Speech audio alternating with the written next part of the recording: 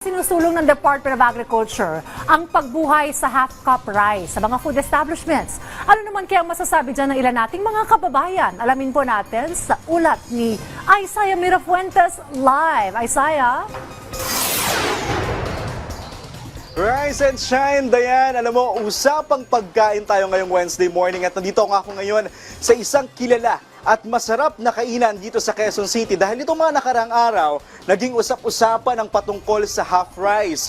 Isinusulong kasi ng Department of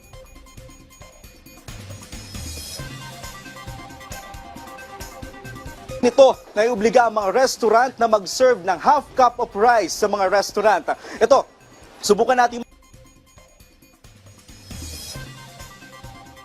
Tay, dito tayo. Anong pangalan natin? Donato Villamor po. Tatay Donato, pabor ka ba na mag-serve na lang ng half cup of rice sa mga kainan? Kagaya na to, itong karinterya. Para sa akin, pabor ako dyan. Kasi una-una, ako, matanda na ako, niladiet ako. Kasi mahirap yung parami ang kakainin mong matanda ka na. Baka either sa dalawa, high blood or mga sakit na mga pumapasok sa katawan. Kasi tumatanda na tayo.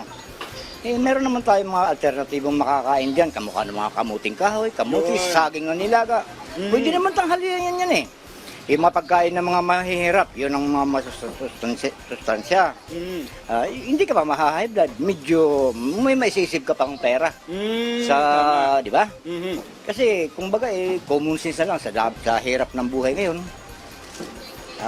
Kailangan tipid-tipid din pag kailangan. Gano'n na ba kayo katagal na nagluluto dito sa kantina ito? Dito siguro mga mag-18 years na ako. At ilang kaldero, ilang sako ng bigas yung kailangan yung lutuin kada araw?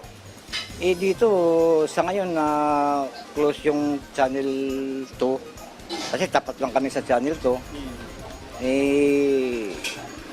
Half price half sack lang ang naluluto ko. Minsan, pag maraming tao, nagpapahabol ako. Hindi ka mukha nung araw na talagang isang sako kukulangin pa. Pero minsan ba may mga nakikita kayo sumusobrang kanin yung mga plato ng mga customer dito? Meron. Pangkaraniwan yan. Minsan nga, siyempre hindi mo naman pwedeng kainin yun. Nang hinayang kami, pinakakain namin sa ibon. Nandyan yung ibon dyan. Yun na lang, para mapakinabangan o kaya pagkain ng aso, ganun. Sige, Tatay Donato. Maraming salamat, Tatay Donato. Alam mo, Dayan, base kasi sa datos ng Department of Agriculture o ng PhilRice o Philippine Institute of Rice, mahigit 1 kutsarang kanin ang nasasayang ng kada Pinoy kada araw. Ito ay katumbas ng 250,000 metric tons kada taon o mahigit sa 5 milyong sako ng bigas. Kung hindi ito nasasayang, mapapakain pa nito ang nasa 2.8 milyong Pilipino. Itong panukalang batas na ito ay inakdaan ni Pangulong Ferdinand Bongbong Marcos Jr. noong siya pa ay dito. Alam mo, Dayan, sinabi ng Department of Agriculture na itong panukalang batas na ito ay hindi lamang makatutulong para sa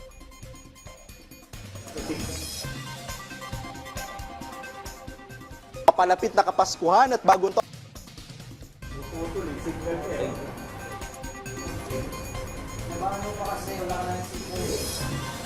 Ito, balik mo na sa Dayan.